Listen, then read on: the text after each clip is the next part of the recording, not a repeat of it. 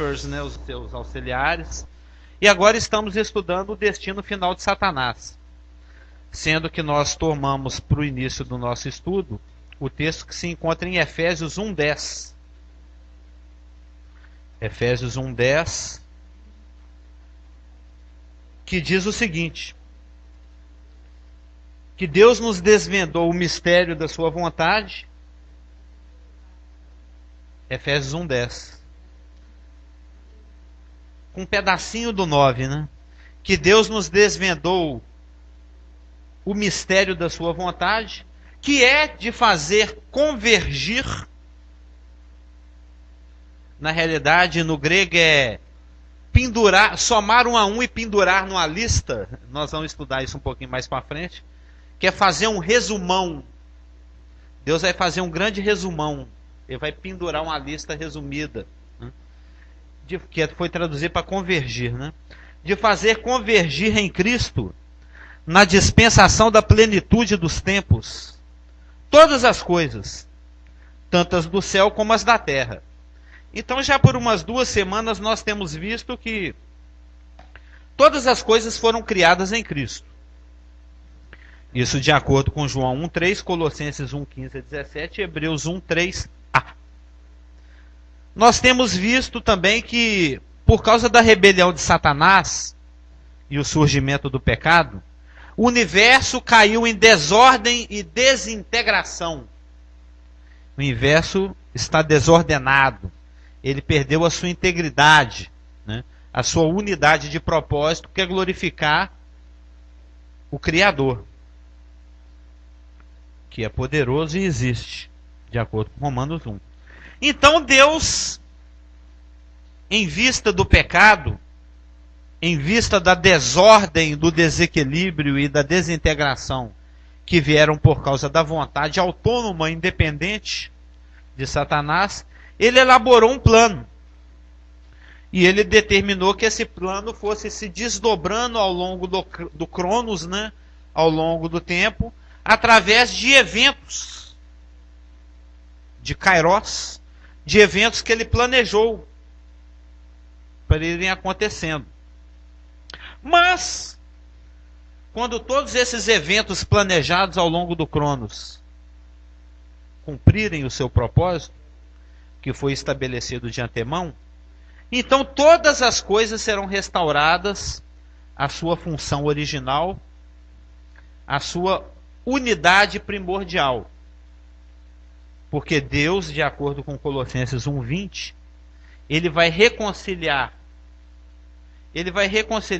consigo mesmo todas as coisas, tanto aquelas que foram afetadas na terra, como aquelas que foram afetadas no céu.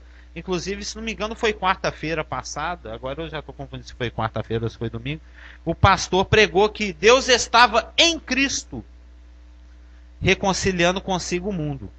E, de acordo com Colossenses 1:20, Deus vai reconciliar consigo mesmo. Ele tomou essa iniciativa, ele deu o passo de buscar a criatura para reconciliar consigo mesmo todas as coisas. E ele faz isso em Cristo, porque todas as coisas foram criadas em Cristo, e é em Cristo que ele reconcilia aquilo que Satanás bagunçou.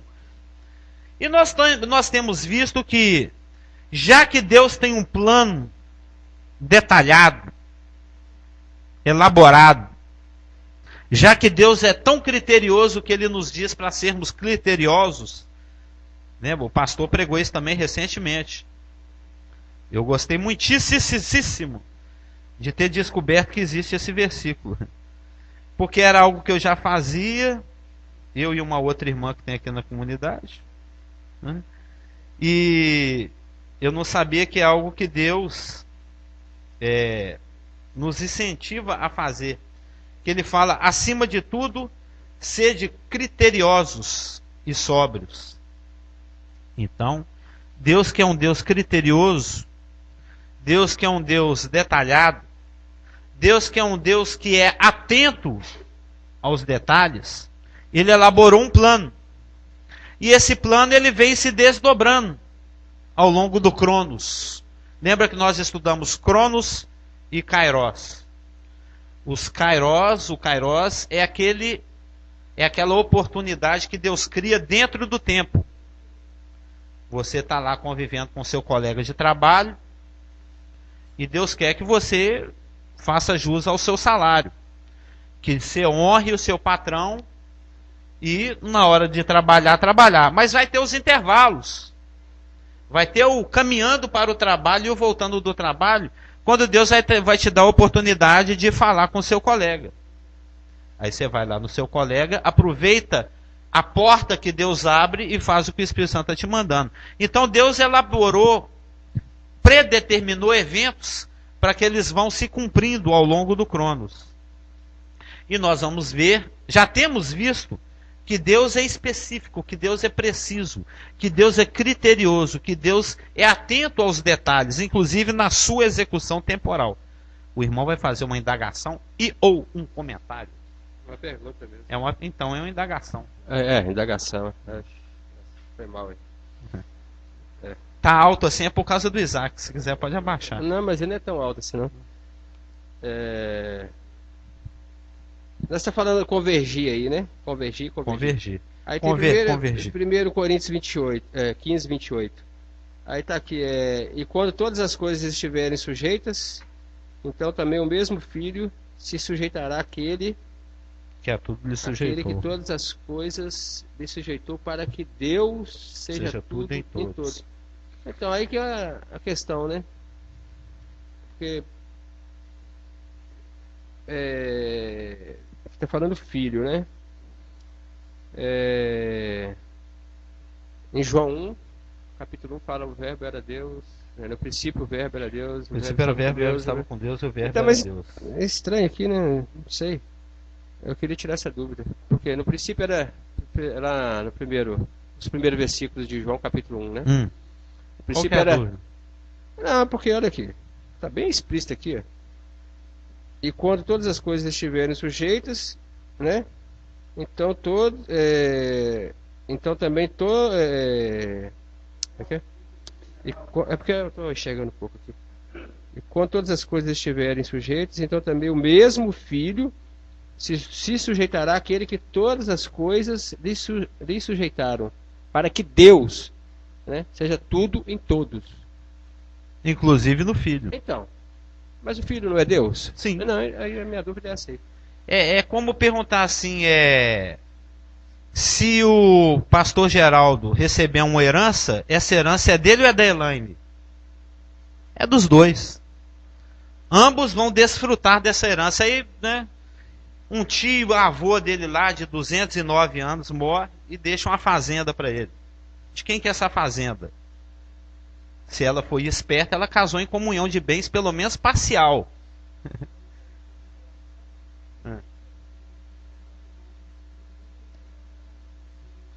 Mas é óbvio que ele vai compartilhar com você. Ele não vai usar essa fazenda para viver com a Ricarda, por exemplo. É lógico que ele vai compartilhar isso com a esposa, com os filhos, né? Então, o filho e o pai são um. Entendeu? É apenas uma questão de planejamento. É a forma como Deus executa as coisas. Eu já falei isso algumas vezes. Uma certa vez foi perguntado para o pastor Steven se tinha algum problema de orar o Espírito Santo. Problema nenhum. A palavra só não fala que tem que ser assim, né? A palavra fala que você ora ao Pai em nome do Filho, no poder do Espírito. Mas se você quiser orar ao Pai, ao Filho, ao Espírito Santo, não tem problema nenhum. Você está se dirigindo à mesma pessoa. Entendeu? Mesmo porque não existe ciúme entre eles. Entendeu? Muito pelo contrário. Um busca exaltar ao outro. É aquele negócio, né? Você primeiro, não você. Aquilo que deve haver entre nós. Deixar o outro em primazia. Mas isso acontece, essa questão que o irmão estava apontando aí de 1 Coríntios 15, 28, a questão do próprio filho se submeter ao pai, ao final de todas as coisas, que aqui já está falando lá do finalzinho do milênio, né? Quando, porém, todas as coisas lhe estiverem sujeitas, e a gente sabe, nós temos estudado Apocalipse. Apocalipse é o livro do reclame da titularidade. Não é o que a gente tem aprendido? a titularidade, aquilo que pertence a Deus e que foi usurpado por Satanás, está sendo reclamado. O livro de Apocalipse nada mais é do que a PM chegando no lote e tirando os mendigos de lá. É a desapropriação. Está executando o título. Tem um monte de sem terra que invadiu, um sem terra satânico que invadiu o latifúndio divino, e tem um momento em que o juiz decreta: eu quero a reintegração de posse. Eu quero que a lei se cumpra. Eu determino que a polícia vá lá, arranque lá os invasores ilegais e usurpadores da propriedade alheia.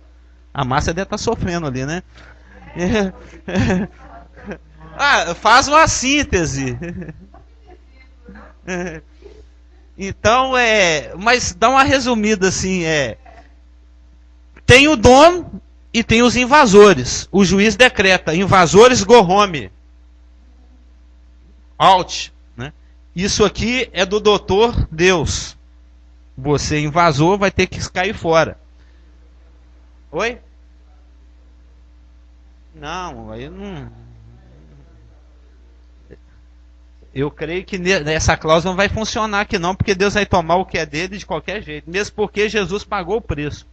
Sendo que nem precisava, né? Já era dele. Ele está comprando de novo o que é dele. Então,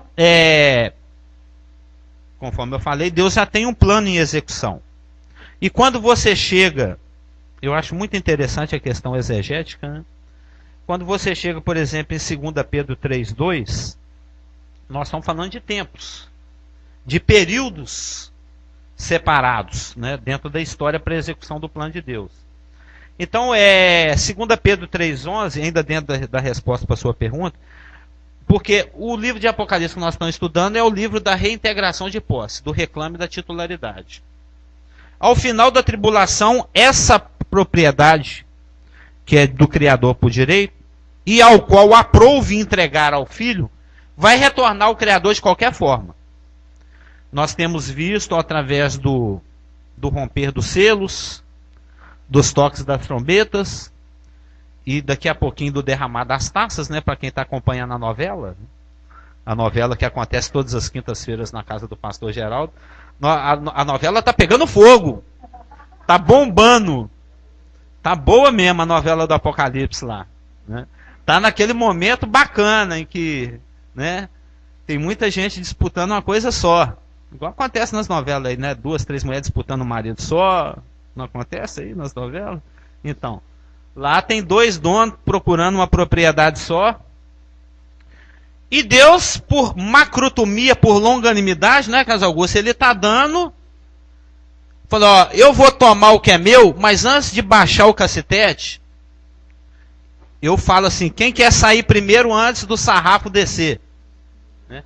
Quem quer sair da propriedade espontaneamente? A polícia vai chegar aí e vai pôr para fora na marra. Mas quem quiser sair espontaneamente... Agora é a oportunidade. Então Deus está ministrando aos poucos, contagotalmente. Como é que você vai traduzir isso, hein? Little by little, gota após gota, drop by drop, né? Aos pouquinhos, o juízo dele, o reclame da titularidade, para dar oportunidade para o arrependimento. Porque não tem prazer na moda do perverso e o desejo dele é que todos se convertam. Mas chega um momento em que esse juízo vai ter que ser reclamado, vai ter que ser derramado, e o reclame dessa propriedade vai ter que ser executado. Quer queira, quer não. Tanto que quando Jesus Cristo, lá em Apocalipse 19, já no finalzinho da tribulação, ele retorna, acompanhado das miríades dos seus santos, existe um anticristo duro, resistente, totalmente empacado e cercado de exércitos que não vai querer entregar essa propriedade de maneira nenhuma. E a forma como Cristo vai ter que fazer isso é na marra.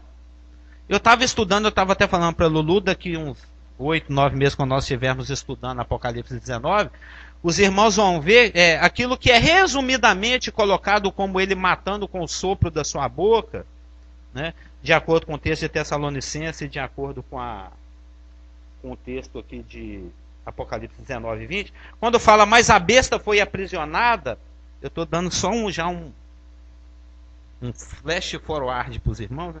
A palavra no grego aqui é poiesas, que significa agarrada e aprisionada à força e com violência devido à resistência. Ou seja, já viu aqueles meliantes que quando a polícia chega para prender, o cara está totalmente errado, mas ele vai preso, mas na marra, criando resistência, resistindo à prisão, desacatando a autoridade. Jesus vai se manifestar em glória e ele é tão tupetudo, ele é tão soberbo que ele vai resistir a Jesus Cristo. Ele vai ter que ser preso na marra, dando soco em todo mundo, os anjos segurando e o rapaz nervoso, e não vou, e algemando, e o cara dando cotovelada, ele não vai querer ir de jeito nenhum. Ele vai resistir até o último segundo, ele vai ser preso debaixo de pancada. Porque ele é extremamente soberbo, extremamente autoconfiante, ele odeia Jesus Cristo e não reconhece o senhorio de Deus em hipótese nenhuma. Porque ele é o representante máximo da humanidade na sua rebelião contra Deus. Então vai chegar um momento que Deus vai ter que estabelecer o reino dele na marra, de qualquer jeito, custe o que custar, CQC, entendeu? Não importa se os exércitos da besta, a besta não querem, ele vai prender e matar os exércitos da besta inteirinho e vai jogar lá para o lago de fogo. Então é algo que vai ter que acontecer na marra. Ainda que durante 7 anos Deus vai ir dando oportunidade para que o homem se arrependa, mas chega um ponto em que o homem não quer se arrepender mesmo. Falando, aqui você não vai pisar, o planeta é nosso, não queremos nem saber de Jesus. Aí Deus vai ter que fazer a coisa na marra. Tem pontos na história que as coisas acontecem assim, em que Deus tem que exercer a soberania dele, custe o que custar. Então, no final do milênio, dentro do versículo que o irmão apontou, de 1 Coríntios 15, 28, depois que todas as coisas estão sujeitas ao Filho, isso já no final do milênio, no final do trono branco, inclusive o último, dentro do próprio texto de Coríntios fala isso, o último inimigo a ser submetido a Jesus Cristo é a própria morte, porque a morte, em definitivo, vai ter sido tragada pela vitória conquistada na cruz, pela obra tetelestada. Aí o próprio Filho, tendo feito o seu papel de reconciliação, em nome do próprio Deus, porque a gente sabe através de Atos que o sangue de Jesus Cristo é o sangue de Deus. A obra que Jesus completa na cruz é Deus cumprindo nele. Jesus não agiu independentemente. Quando Jesus Cristo executou a obra dele, ele a fez no nome da Trindade. Ele fez em obediência ao Pai, no poder do Espírito. Tudo o que ele fez foi em obediência ao Pai, no poder do Espírito. Então ali não é só o Filho fazendo.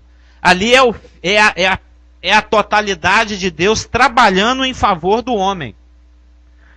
Mas, cumprido o seu propósito, o seu kairos, a sua oportunidade, dentro do plano de Deus, ele voluntariamente se submete ao próprio Pai, porque o propósito da Trindade determinada é que todas as coisas convertam em Cristo, e uma vez que todas as coisas estejam vencidas e completadas, reintegrada a sua unidade em Cristo e por Cristo, aí ele voluntariamente se submete ao Pai.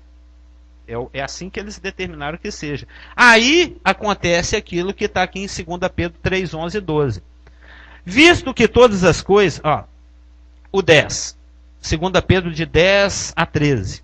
Virá, entretanto, como ladrão, o dia do Senhor. O dia do Senhor é um desses dias que nós estamos estudando, os dias de Deus, né? O dia do Senhor é aquele período que começa na metade da tribulação, e vai até o final do grande trono branco. É um período escatológico, é um período que a gente estuda dentro da escatologia. Virá, entretanto, como ladrão, o dia do Senhor. O dia do Senhor é uma expressão que aparece em muitos profetas, em vários profetas, é o que foi profetizado, e é um período de mais de 1004 anos. Aproximadamente 1004 anos. Começa na metade da tribulação e termina no final do último julgado no trono branco. Observa as preposições, os artigos são muito importantes nesse texto. No qual, então o dia do Senhor compreende a metade da tribulação, a segunda metade, compreende a segunda vinda de Jesus Cristo, compreende a instalação do reino, compreende todo o período do reino e compreende todo o julgamento do trono branco. Sendo que entre o final do milênio e o estabelecimento do trono do branco, tem o enrolar da criação. Lembra lá, isso é uma passagem lá de Apocalipse 20. Até outro dia eu comentei que é muito interessante que os cientistas chamam o espaço, né? O pessoal que estuda, aí, Einstein e tal, o contínuo tempo e espaço chama de tecido. Eu acho muito interessante. E a palavra fala lá nos profetas que os céus vão ser enrolados igual um pergaminho, igual um rolo, igual um tecido. Né? E a gente lê em Apocalipse 20:11 que viu um grande trono branco e aquele que nele se assenta, de cuja presença fugiram a terra e o céu, e não se achou lugar para eles. Então, esse período que começa na segunda metade da tribulação e termina lá no último julgado do trono branco, ele é chamado de o dia do Senhor. E no dia do Senhor, no qual, porque é um dos eventos que acontece dentro do dia do Senhor, os céus passarão com estrepidoso estrondo, e os elementos se desfarão abrasados. Também a terra e as obras que nela existem serão atingidas. Ou seja, é um dos penúltimos eventos do dia do Senhor. O primeiro é a besta sentando no trono. Depois todos os julgamentos da segunda metade da tribulação. Depois a vinda do Senhor Jesus Cristo com esse aprisionamento na marra aqui da besta. Depois o julgamento das ovelhas e dos bodes. Depois a implantação do milênio. Depois todo o milênio. Depois esse passar estrepidoso da criação. Aí a instituição do trono branco. Aí é julgamento de todos os perdidos desde a época de Caim. Até o último rebelde que cerca Jerusalém lá no final da tribulação. Aí o dia do Senhor se encerra.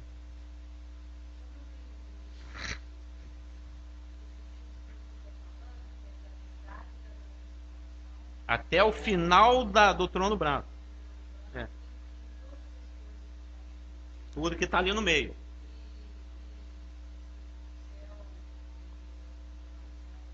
É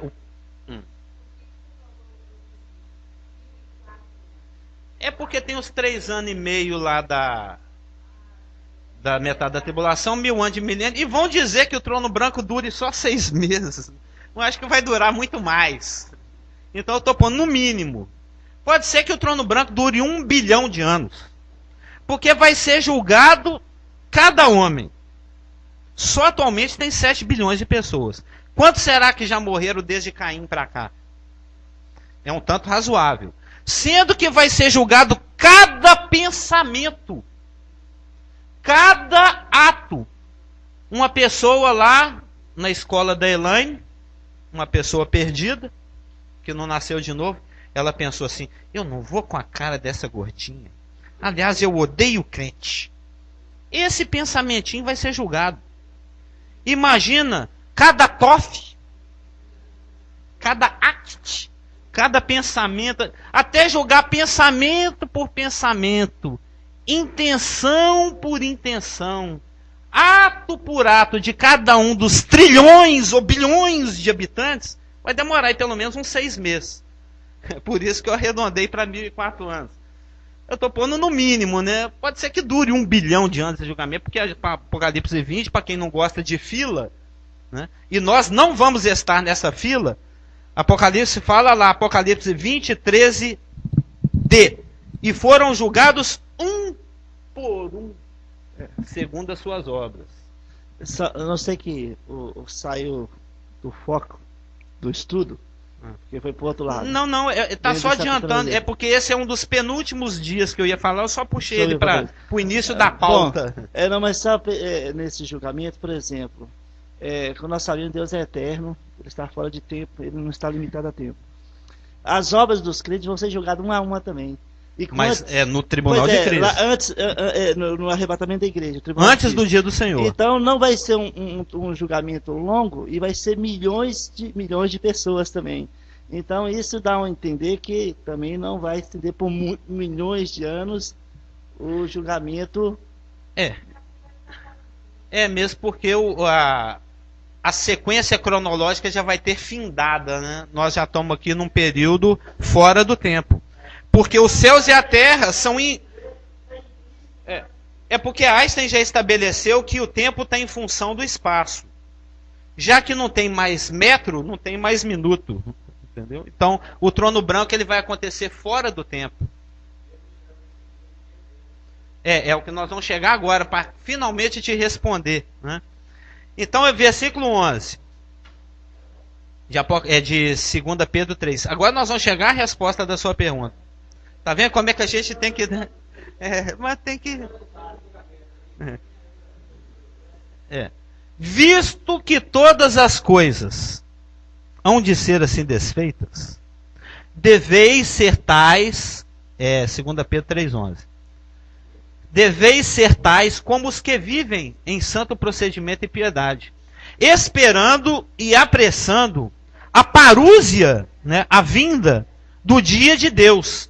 Esse dia que começa assim que terminar o trono branco, que é o dia que vem após o dia do Senhor, o grande e terrível dia do Senhor, ele é chamado de o dia de Deus, por causa do qual os céus incendiados serão desfeitos e os elementos abrasados se derreterão. Nós, porém, segundo a sua promessa, isso por paralelismo poético, a gente sabe, né?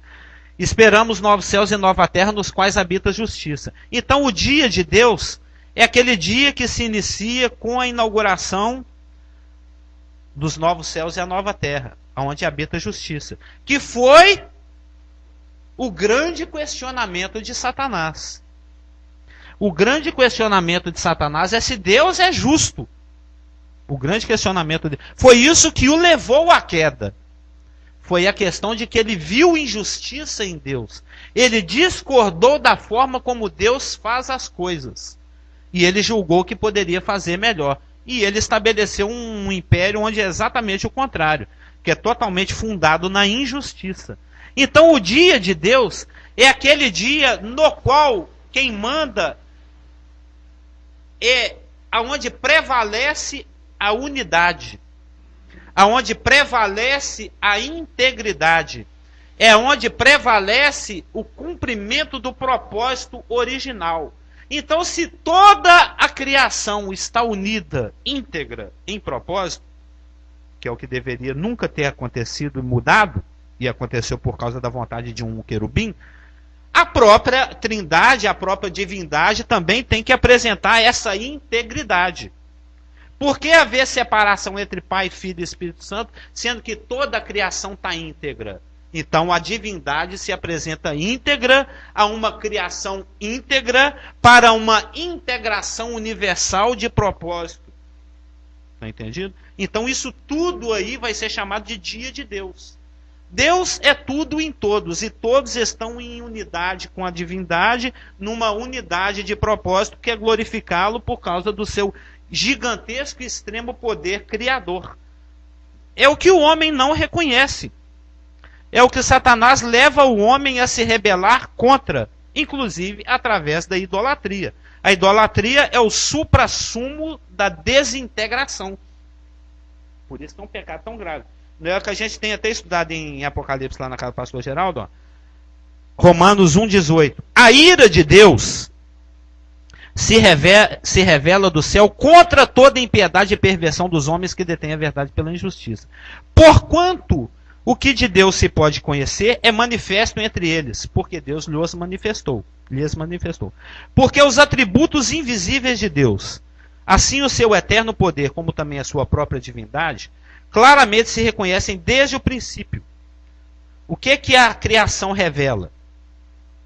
A sua própria divindade e o seu eterno poder. Então, quando o homem vê a borboleta bruxuleante ao redor do crisântemo, a borboleta, a abelhinha voando ao redor da flor. The bee and the flower. When you saw the bee and the flower, né? O que você tem que falar? O que você tem que reconhecer? Existe um Deus.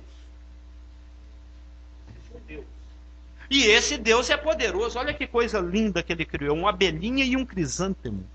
Não é lindo? Mas o que ele sabe? Olha a Gaia. Olha a natureza como é sábia. Olha como a Iemanjá é magnífica. Aí vai atribuindo. É a mãe natureza. Vai começar a atribuir algo que deveria ser de Deus a outras criaturas que, diga-se passar, muitas nem existem, né? Iemanjá é conta da carochinha, isso nem existe, entendeu? Mas tem gente que, igual, como diz a Elaine, sai até de costa do mar para não ofender a garota lá, né? Que ela é nervosa, entendeu? Ela é igual as divindades greco-romanas, manda raio na sua cabeça, no caso uma onda, né? Então, isso tudo é uma cultura greco-romana. Ou você agrada ao Deus, ou Deus fica nervosão com você. Então você tem que fazer do jeito desse, sendo que Deus é totalmente o contrário. Então, Satanás levou a criação a perder o seu propósito, que é o reconhecimento da divindade e do poder do Criador. Mas lá no dia de Deus isso vai ser reintegrado. Isso vai ser trazido novamente à unidade de propósito, que é todas as criaturas glorificando o Criador por aquilo que ele é. Uma pessoa bacana, uma pessoa que se importa. Não alguém do qual se deva desconfiar. Mas é assim que disse Deus? O que será que ele está ali escondendo que ele não quer compartilhar com você? Satanás insinuou isso e o primeiro casal engoliu. Caiu nesse conto. E até hoje nós estamos nessa. Mesmo nós que somos nascidos de novo, que somos crentes, a gente vive desconfiado de Deus. Mas será que Deus não quer me bater, não? Será que Deus realmente é a meu favor? O pastor grita que todo domingo Deus te ama, o amor é incondicional. E a gente fica, não, essa semana eu tô achando que Deus está meio com raiva de mim. Deus nunca vai ficar com raiva de você. Deus te ama incondicionalmente. Ele mandou o próprio filho aqui morrer por você. Agora que ele já te deu o filho, que é o maior bem que ele tem, vai ficar amarrando o quê? Entendeu? Mas a gente tem essa, né? Eu sou mineiro, então eu confio desconfiando. E ele ali é mineiro, né? Eu confio desconfiando. A gente não pode assim também, né? Se entregar totalmente a esse amor incondicional, porque Deus deve ter um porrete escondido. A gente sempre está achando que Deus é um policial onipresente, mas não é. Respondido? Você respondeu a sua pergunta. Por que o filho se sujeita ao pai? Esse propósito da integração. Sim, tem a ver com convergir, exatamente. Tem a ver com convergir. Então, tá vendo? É porque esse era um dos versículos, que eu tenho aqui 40 versículos separados para mostrar a especificidade e precisão de Deus na execução do seu propósito. Portanto, que Deus é específico e preciso. Ele é criterioso. E esse seria o versículo número 37 que eu ia falar. Eu puxei ele para o início da fila aqui. De qualquer maneira, não foi algo que saiu do propósito. Então nós temos visto, por exemplo, em Isaías 46, de 9 a 11, que Deus vai cumprir a vontade dele CQC. Não é? Custe o que custar, Deus vai cumprir a vontade dele. E nós temos visto, através de Atos 1,7, que Deus separou tempo e épocas. Ele tem tempos e épocas reservados. Nós temos visto que a vinda do Senhor Jesus Cristo foi dentro do programa de Deus, de acordo com Gálatas 4:4. Nós vimos também que a morte de Cristo foi dentro do programa de Deus. Tinha uma hora específica para isso acontecer. Isso de acordo com João 2:4, 7:30, 8:20, 12:27, 13:1, 17:1, Mateus 26:45. Isso conforme Daniel 9:26a e Lucas 8:31, além de Atos 2:23. E nós vimos que além de Jesus Cristo ter nascido e morrido dentro do programa e da hora que Deus estabeleceu, ele vai voltar dentro do momento estabelecido por Deus, dentro daquela kairos programada por Deus na execução, no desdobramento do seu programa ao longo do Cronos. Isso de acordo com Atos 3:21, que diz que é necessário que o céu receba Jesus até ao tempo próprio.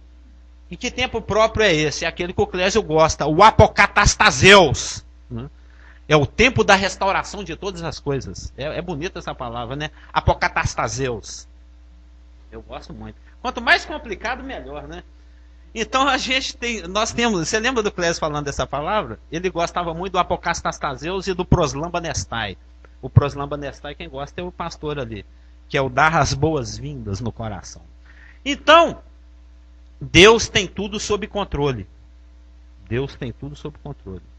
Tudo que acontece, eu até comentei que devia ser o maior barato ser Jesus Cristo. Como é que você vai traduzir? Devia ser o maior barato ser. It's very nice and cool.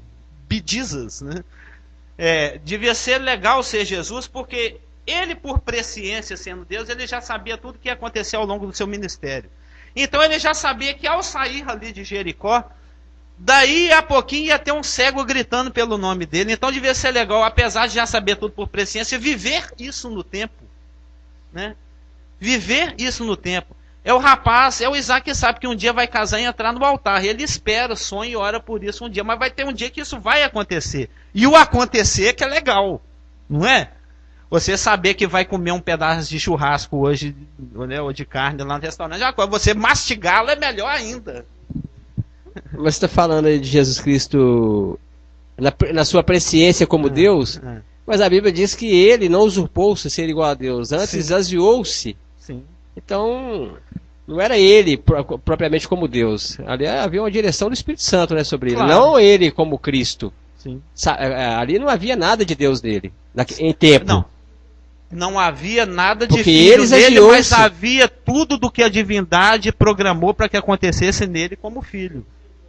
Mas ele esvaziou-se. Pelo Espírito Santo. Ele não usurpou-se ser igual a Deus. Sim, claro. Antes esvaziou-se. Mas você acha que ele curava ali pelo poder de quem? Pelo poder do Espírito Santo. Que é a divindade se manifestando em um homem. Da mesma forma, quando nós oramos e fazemos e evangelizamos, é a divindade se manifestando através de homens. Santo. A divindade do Espírito Santo. Santo. Então não era propriamente Jesus Cristo, era o Espírito Santo através dele. Na verdade é uma unidade. Não, claro que não. Por isso que ele falou que nós faríamos obras iguais ou maiores do que as que ele fez, porque ali era um homem agindo no poder do Espírito Santo. E aqui são homens comissionados por ele, porque o pastor pregou, que Deus confia em nós. Deus nos confiou o ministério da reconciliação. Se nós não reconciliarmos, ninguém reconcilia. Entendeu? Então são homens agindo pelo poder do Espírito à semelhança de Jesus Cristo. Homem agindo no poder do Espírito. Não, Jesus foi 100% homem, 100% Deus. Na cruz ele se esvaziou de todo a parte divina dele para morrer no nosso lugar. Que como Deus, ele não poderia morrer. Deus não morre. Deus é eterno. Mas ele se esvaziou completamente na cruz para morrer no nosso lugar. Ele foi, e como Deus, por isso ele falou para a natureza obedeceu. Ele ordenou e pessoas que tinham morrido ressuscitou. Então ele foi 100% Deus, 100% homem. E Jesus, ele não teve o seu nascimento ali na manjedoura, ele é eterno. Só que para morrer na cruz, ele se esvaziou completamente da parte divina para pagar um preço pelos nossos pecados.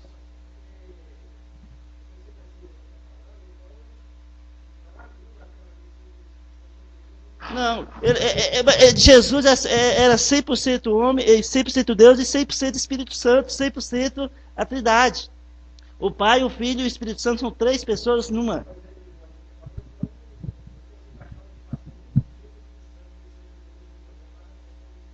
Porque são três pessoas distintas. Três pessoas distintas, a gente precisava de um testemunho. Tanto que o João viu e falou assim: eis o Cordeiro de Deus que tira o pecado do mundo.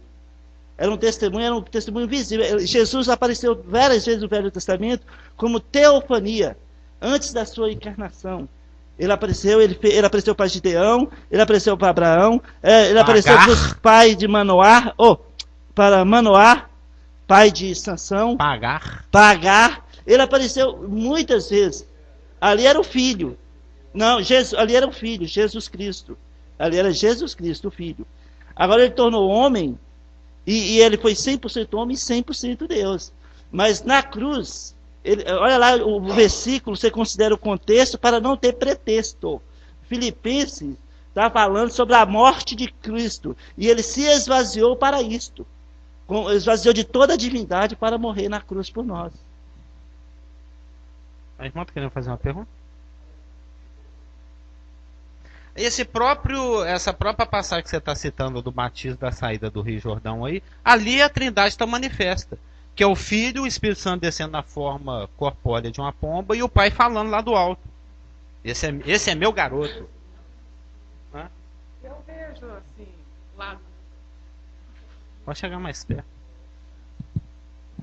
Eu vejo o lado espiritual pelo fato assim que Jesus foi um exemplo para nós no sentido assim de obediência a Deus.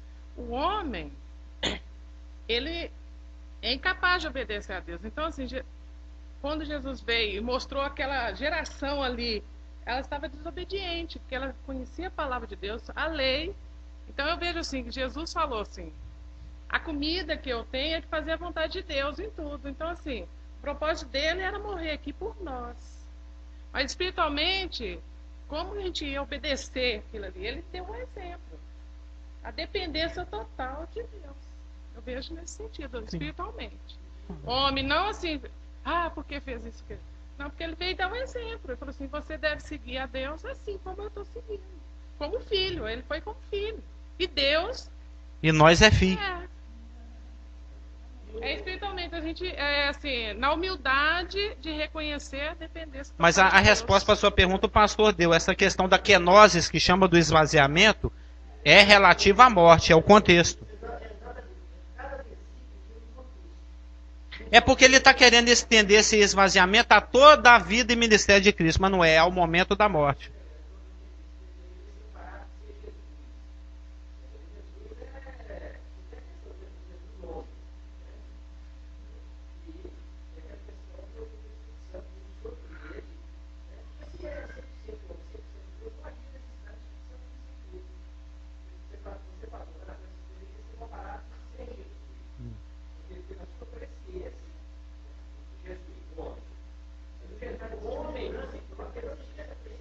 Tem que falar aqui.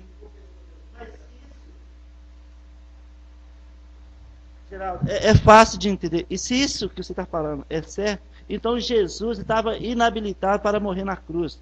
Porque você está separando a pessoa de Jesus de Deus. E não é. Ele é 100% Deus. Ele é eterno. Ele se fez homem. E esse versículo que você citou especificamente tem um contexto. E o contexto está falando da morte dele. Filipenses capítulo 2, de 5 a 11 que você citou. E ali está falando que ele se esvaziou, ele foi obediente até a morte, e morte de cruz para nos salvar. Então, se você desliga a pessoa de Jesus Cristo, de Deus, e põe o Espírito Santo para a vida, o Espírito Santo é Deus, e ele é Deus. Então, Jesus sabia de antemão o que ia acontecer, porque ele estava lá antes da fundação do mundo, preparando com o Pai. Ele veio em tempo, ele sabia o propósito pelo qual ele vinha, ele sabia o que ele ia passar, ele sabia a hora que ele ia morrer, e por isso ele falou, com esse propósito eu vim para esta hora, que você citou muito bem agora, só superficial, que é João 12, 27. Com esse propósito eu vim para esta hora. Então, mas como Deus, ele não podia morrer na cruz, porque, entendeu? Como ele ia morrer como Deus?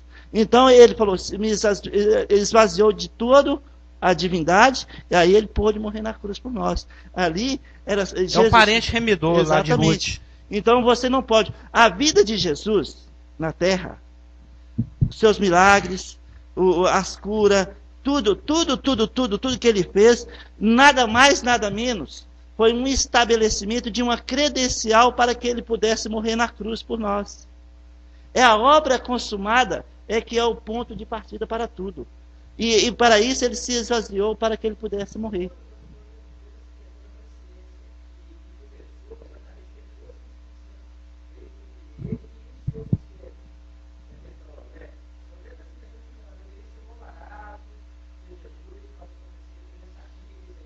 E não é só presciência, não, onisciência também. Porque quando as pessoas estão ao redor dele pensando coisa negativa, ele sabia, porque pensar maus no nosso pensamento. Exatamente. Simão estava lá falando, se ele fosse profeta, ele saberia que essa mulher era uma pecadora. Não, quando eles desceram aquele coxo pelo telhado, os fariseus começaram a falar, esse rapaz aí perdoando pecado, que negócio é esse? Pensando. Aí ele falou, por que pensais mal? Ele estava usando da divindade. Olha, só para concluir esse assunto... Pelo poder do Espírito Santo. Só concluir esse assunto, Jesus Cristo, ele foi 100% homem e 100% Deus. Não existe a trindade mais um homem. O homem Jesus faz parte da trindade. Não tem como separar. Porque aí nós transgrediria toda a palavra de Deus. Né? Tanto na Taná hebraica, a Torá, o Neviim, os Ketuvins, que forma a Taná, que é o Velho Testamento, que apresentou Jesus Cristo como o Teofania, aquele que viria com um propósito em tempo, como também no Novo Testamento. Ele foi, aí sim, a revelação de Jesus como homem, e ele se esvaziou para que ele pudesse pagar a expressão exata da divindade exatamente o versículo de Colossenses. É a expressão exata. Quando chegar lá no céu, você vai procurar, cadê o Pai? Cadê o Espírito Santo? Você só vai ver o Filho. É 3 em 1. Ele representa a própria divindade, fisicamente.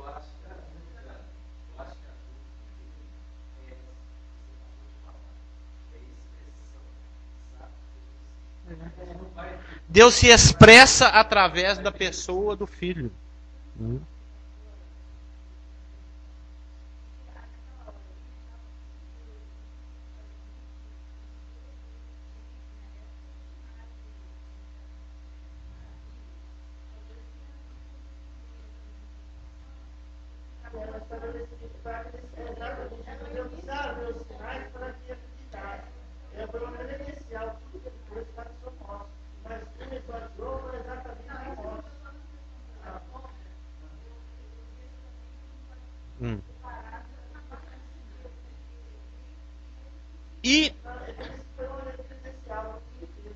E quando nós estudamos pneumatologia lá no Flávio dos Santos, estudia mesmo, agora em 2009, você estava lá, você frequentava lá na época? Pois é, você matou essa aula. A de pneumatologia, nós estudávamos pneumatologia lá, eu me lembro que foi dito que Jesus Cristo não poderia operar fora de outra base que não fosse o poder do Espírito Santo, porque senão nós iríamos operar sobre qual base? Então ele agia no poder do Espírito para que nós possamos usar o poder do Espírito. Se ele usasse o poder do Hadouken, nós não temos esse? Eu não tenho esse. E o Espírito Santo não disponibiliza o raio. Sim. E ele deu cumprimento a essa profecia de Isaías, e o Espírito do Senhor está sobre mim para isso, aquilo outro, exatamente para que nós também possamos, entendeu? Porque tinha coisas que nem precisava fazer, mas ele fez para exemplificar e para dar o caminho. Por exemplo, quando ele chegou para ser batizado, João Batista falou, não vou te batizar, não precisa. Ele falou, não, mas vamos batizar assim mesmo, só para não dar o que falar.